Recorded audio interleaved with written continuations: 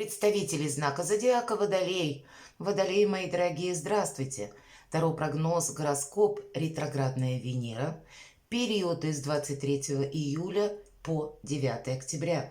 Судьбоносные перемены в моей жизни. Давайте узнаем, каковы же эти периоды, что они в себя включают, а они все для нас будут очень важны. А если мы говорим про ретроградную Венеру, то каждые 18 месяцев или полтора года Венера уходит в ретро-движение. И что само по себе достаточно редко, но все же удивительной особенностью и считается ее превращение. Ведь когда она уходит в это обратное движение, мы ее видим на вечернем небосклоне, как вечернюю звезду, а затем Венера отступает полшага назад, а впоследствии она появится на небосклоне, как утренняя звезда. Вот эта трансформация, превращение, возрождение где-то свидетельствует в целом о нашей жизни. Эти все процессы, хотим мы того или нет, они оказывают на нас влияние.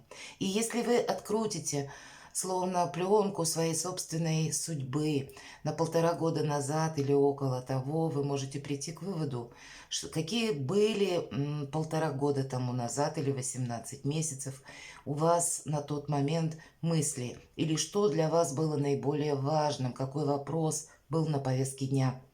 И вполне вероятно, вы придете к выводу, что в течение вот этих 1,5 лет вы как раз этим и занимались. А кто-то из вас оценит свою жизнь так, что да, я застрял в каком-то вопросе, может быть, была какая-то болевая точка, которую я не сумел преодолеть, или были какие-то вопросы, которые невозможно было решить на тот момент, или меня как будто что-то держало, и я бы рад был отпустить, но у меня это не получалось. И тогда словно мы себе продлили где-то вот эту дистанцию еще на полтора года, потому что где-то сродни, как кармический урок, если мы не видим какую-то реальность, или мы, как-то ее не можем принять, значит, это будет продолжено. И это имеет на самом деле значение. Все-таки ретро-Венера. Венера всегда нас выводит на вопросы благополучия. Но это то благополучие, точнее, не когда мы пытаемся что-то удержать, если уже так все сложилось. Венера нас приглашает принять то, что уже есть по факту, увидеть какую-то реальность, переосмыслить. И самое главное, двинуться дальше, мои дорогие. И вот за этот период мы тоже, наверное, пересмотрим, как стоя на развилке судьбы, оглянемся назад, подобно той Венере, которая отступает полшага назад, уходя в тень, чтобы сделать последующий скачок вперед. И период ретро-Венеры будет состоять из разных этапов. Вот давайте же мы с вами узнаем, что это за этапы, что они будут по времени означать, то есть буквально по дням. Но я должна сразу сказать, что те сроки, которые я вам сейчас дам, они будут несколько плавающими. Почему? Сатурн у нас сейчас находится в рыбах, а рыбы это знак вот как раз нестабильный, переменчивый, и в данном случае нет каких-то четких граней и границ, и поэтому у каждого этот период будет проходить как-то немножко по дням по-своему. И первый период, он называется йод Венеры. Что такое йод? Это буква еврейского алфавита. И буквы не только имеют именно написательное значение, но еще и цифровое. И в данном случае йод 10. Мы знаем по картам Таро, 10 это всегда какой-то итог. Но главное, пожалуй, не это, а то, что буква йод это знак, который несет очень глубокий символический смысл. И даже если мы отрицаем каббалистическую систему в принципе, то нужно понимать, что символам тоже все равно, как мы к ним относимся, они все равно работают. Так вот, в значении, повторяюсь, йод Венеры – это как палец Бога. И в данном случае, считайте это как дизлайк, палец вниз, то есть по сути, это период кризиса. Это вот та самая болевая точка, которую мы должны пройти. Это может быть у кого-то связано с болезненным осознанием, а для кого-то это будет означать просто трансформация. Но по сути это трансформация и есть. Но когда мы не боимся посмотреть собственному страху в глаза, когда мы готовы столкнуться с собственной тенью. Но мы должны понять, что есть по факту. И вот это понимание нас сконцентрирует на каком-то одном направлении в нашей жизни. И даже если у вас сейчас все хорошо, это значит, что мы все равно даже свое хорошо или какой-то свой успех, мы его все равно должны перевести в какую-то другую, может быть, форму, в другой этап. То есть все равно трансформация как-то предусмотрена, и есть какие-то изменения, реалии уже другие. Поэтому и здесь нам нужно что-то скорректировать. А для кого-то из вас это будет прощание с прошлым. Этот период у нас продлится с 23 июля ориентировочно по 1 августа. Второй период — квадрат Венеры и Урана. Кто такой Уран? И вы-то, мои дорогие водолеи, как раз знаете. Но иногда есть такая ассоциация, что Уран — разрушитель, хотя я с этим категорически не согласна. И те люди, которые имеют Уран, просто сильный Уран в натальной карте, все со мной согласятся, то что наоборот, это как раз словно волшебный ускоритель, если можно так сказать, который нас заставляет, может быть, или помогает увидеть, что есть по факту, и помогает нам что-то изменить в нашей жизни. А чаще всего это то, что уже является балластом. И вот во второй период, который будет длиться с 27 июля по 19 августа, повторяю, все эти даты, они могут плюс-минус несколько дней колебаться. Так вот, здесь могут приходить к нам какие-то новости. Это может быть событие или информация. Может быть, тайное станет явным. И здесь может выплыть на поверхность либо ваша какая-то тайна, увы, или какая-то чужая тайна. Но это все равно нам помогает принять какое-то очень важное решение. То есть два вот этих вот этапа. Первый — кризис. Второе, когда у нас квадрат Венеры с Ураном происходит, это есть сама по себе где-то как начало трансформации. Может быть, этот период, точнее два, отчасти быть болезненной. Но вот уже третий период, это называется трин Венеры к Хирону. И он у нас начнется с 6 августа по 25 августа. Кто такой Хирон? Это кентавр. Это образ израненного целителя. И вот этот третий этап, это как раз более добрый, более мягкий этап для того, чтобы мы, подведя итог или для кого-то болезненный какой-то итог или осознание, мы могли словно очистить глубины сознания от того, что нам просто мешает жить, что нас тянет назад, или то, что является этой самой болевой точкой. По сути, залечить свои раны.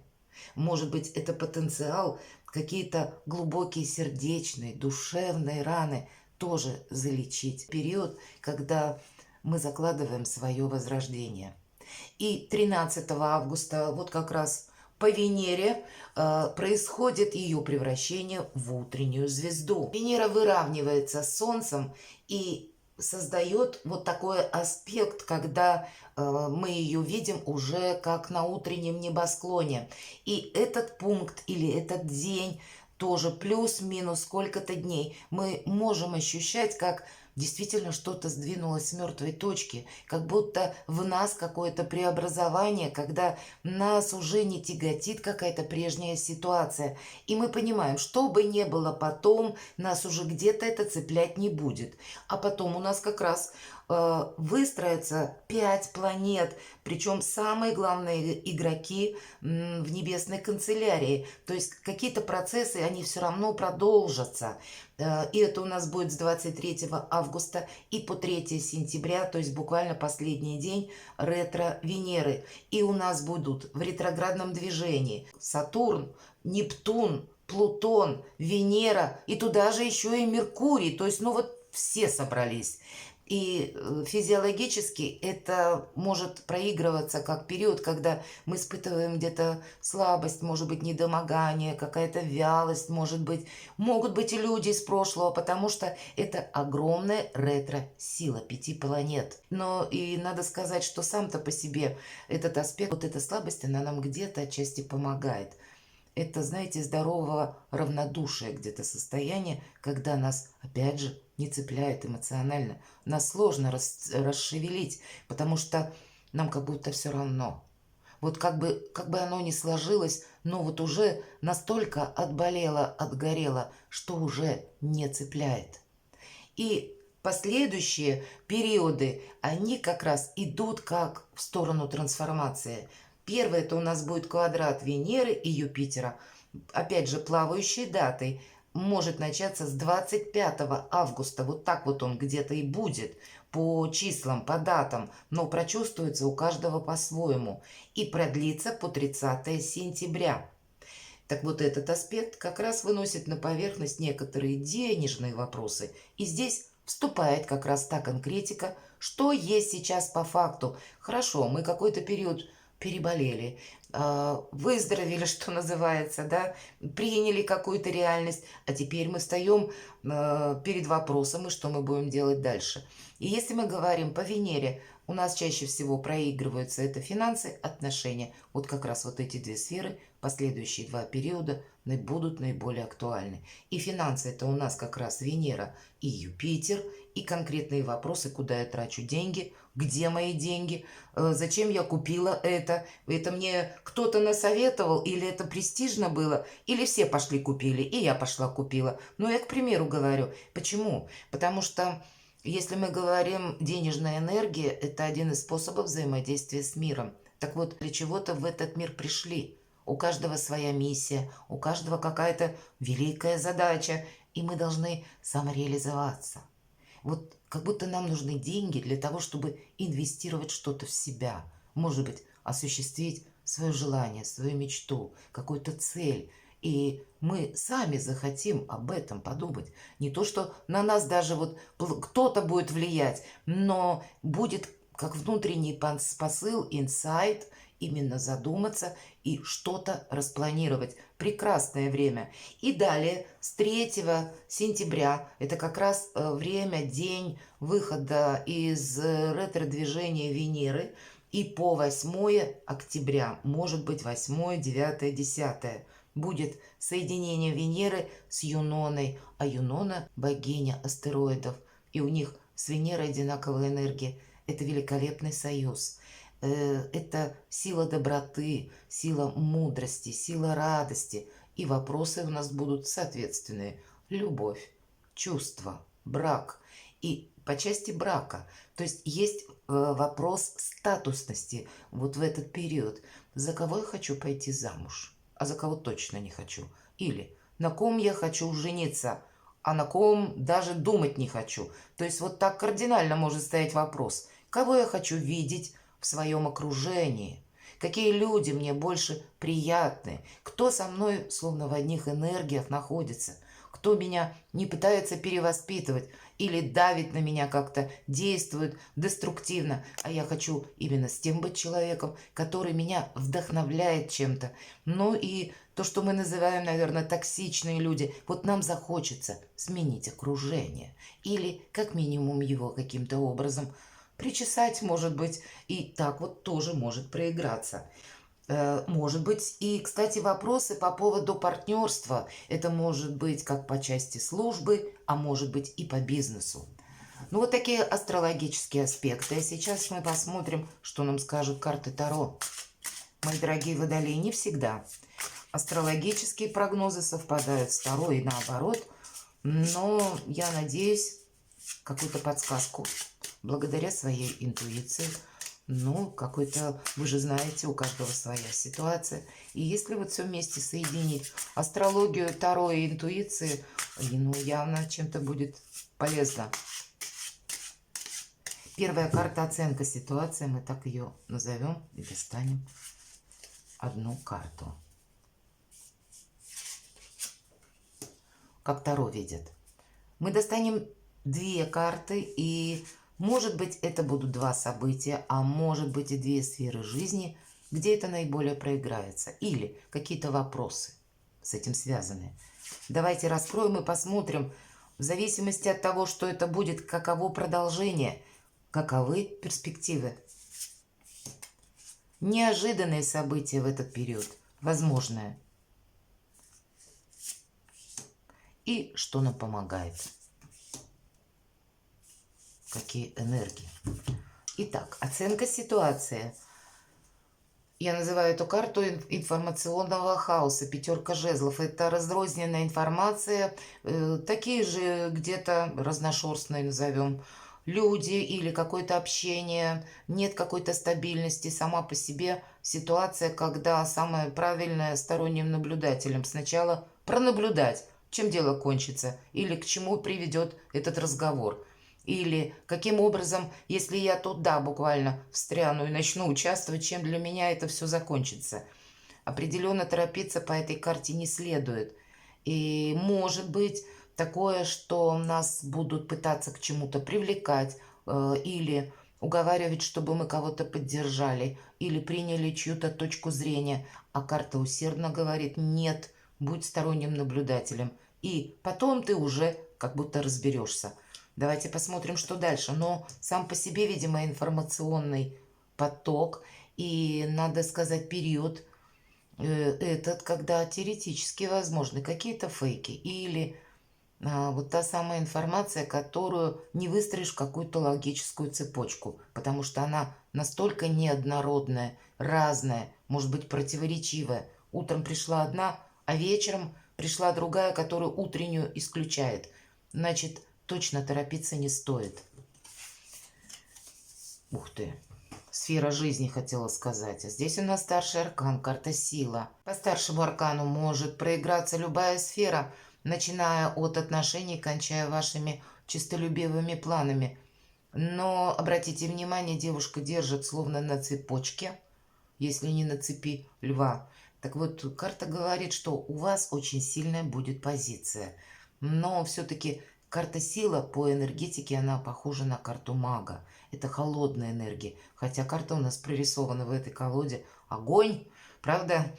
Так вот, лев — это не что иное, как наше эго. И поэтому эта карта советует сразу держать эмоции на коротком поводке, вот на этой цепочке.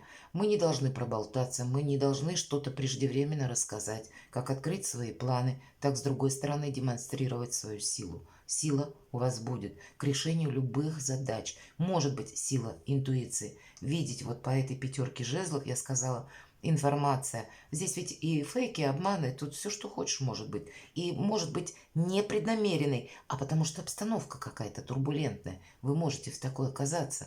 И значит, поэтому, наверное, и карта говорит: ты сначала посмотри, к чему дело клонится, а потом ты точно определишь.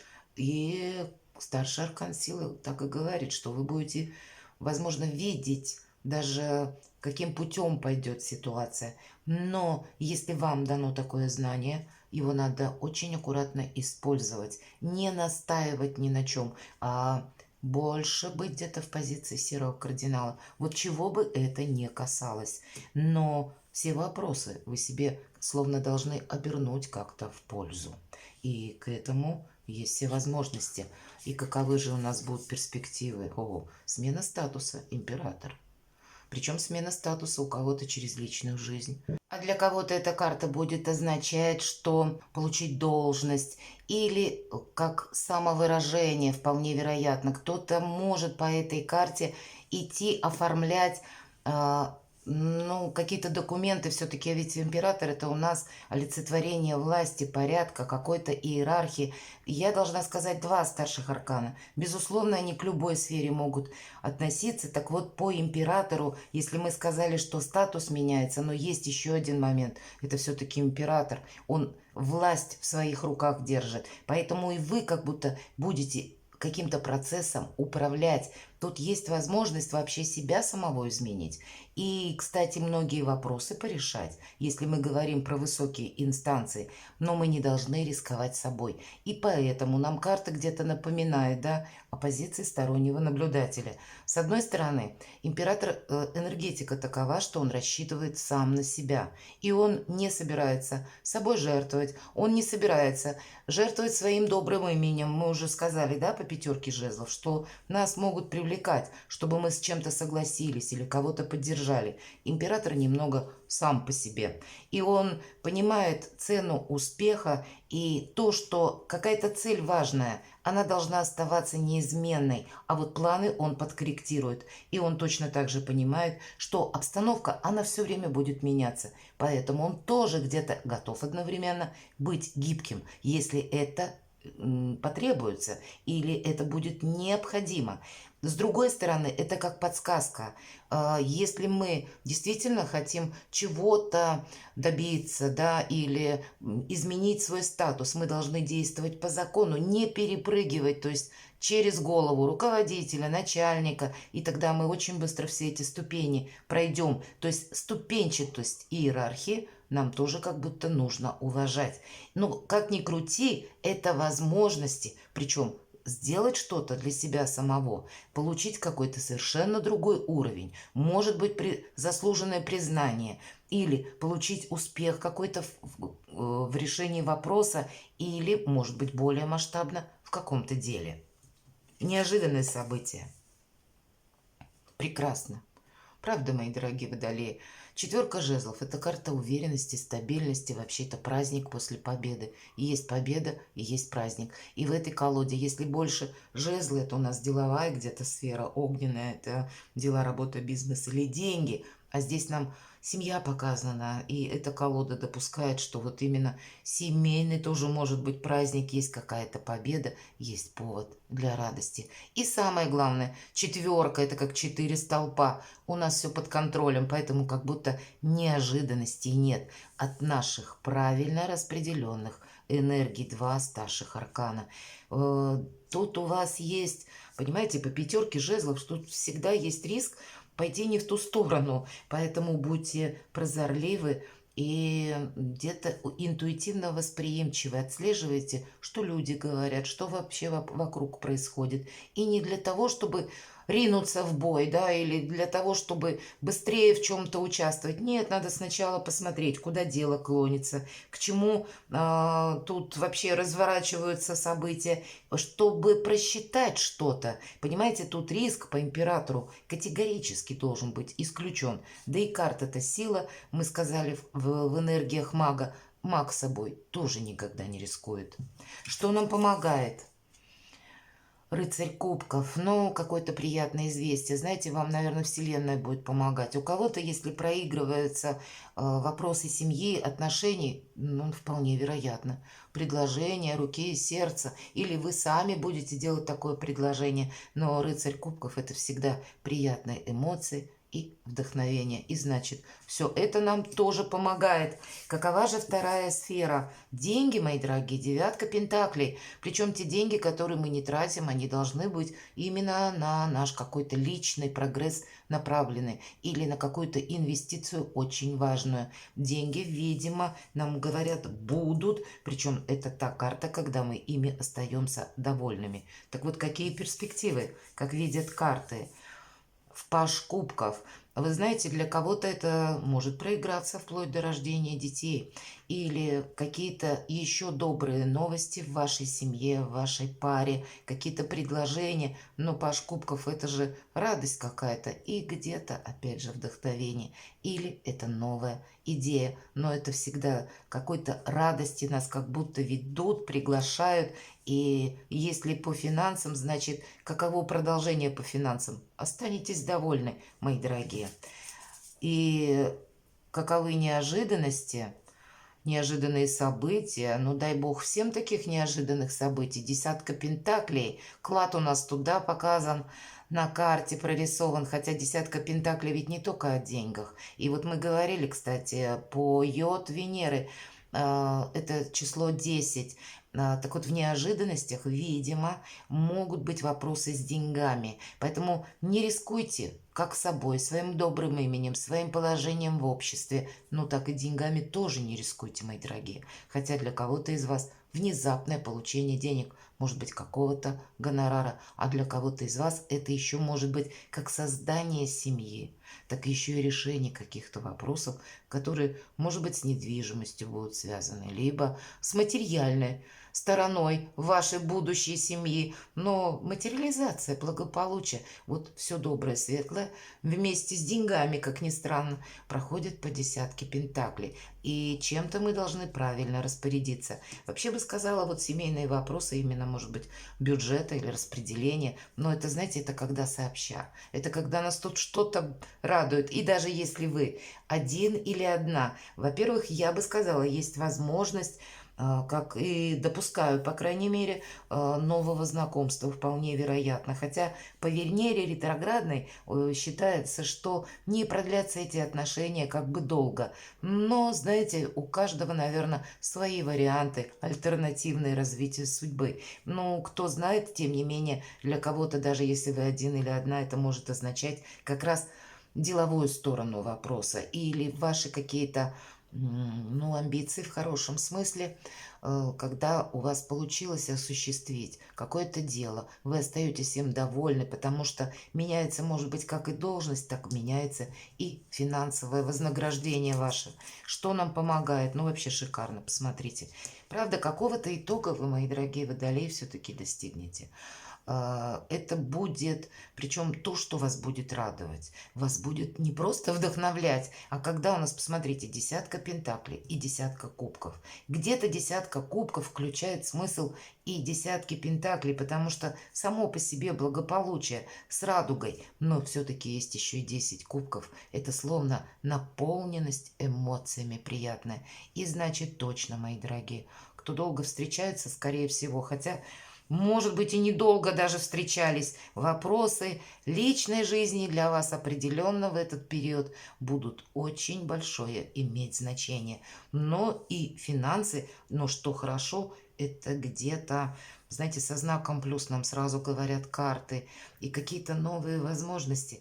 Вы, даже если вы человек семейный и занимаете какой-то пост или не занимаете, тут как будто вы статус меняете, ну, может быть, и в семье где-то первую скрипку будете играть. И неважно, кто меня смотрит. Девушки, женщины или мужчины. Видимо, ваше мнение, мои дорогие водолеи, будет важным. Может быть, потому что, ну, успешный период у вас жизни. Где-то вам будут, может быть, и близкие стараться помочь. Где-то от каких-то забот вас оградить, потому что явно усталость будет. Ведь по пятерке жезлов все-таки информационный хаос, его никто не отменял. И если таково имеется, как минимум эмоциональное напряжение нам придется удерживать. Может быть, сдерживать и эмоции. Начинаем, точнее, заканчиваем тем, с чего начали, карты сила. Перекладывайте на себя шикарный расклад и будьте счастливы и любимы всегда.